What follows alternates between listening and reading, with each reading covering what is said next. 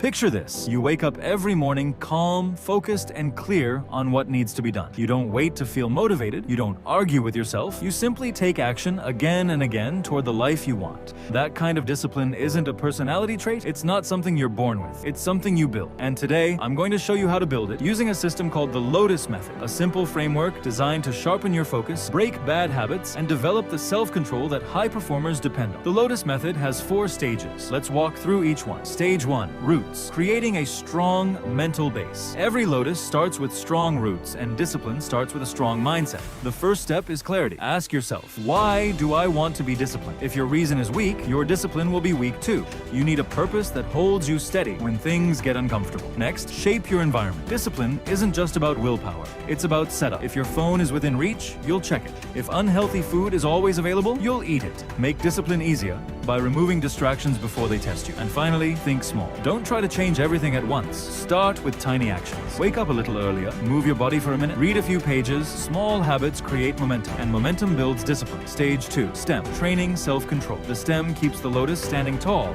even in dirty water. This stage is about learning to control your actions regardless of what's happening around you. One powerful tool is the 5-second countdown. When you hesitate getting out of bed, starting work, or taking action, count backward. 5, 4, 3, 2, 1, move. That brief countdown interrupts overthinking and forces action. Another key skill is delayed gratification. Every time you choose comfort over progress, your brain learns to chase instant rewards. But every time you pause, wait, and resist, your discipline grows. Delay checking your phone, delay giving into cravings. The more you practice waiting, the stronger your self-control becomes. Stage 3, bloom. Developing deep focus. Once control is in place, it's time to focus. A lotus blooms at the surface. This stage is about locking in, working without distractions, and staying fully present. One of the best ways to do this is time blocking. Instead of working randomly, schedule specific periods for focused work. During that time, silence notifications. Put your phone away and commit fully to the task. Focus isn't about working longer, it's about working without interruption. Stage 4, thrive. Making discipline. Stick a lotus doesn't bloom once and die. It continues to grow.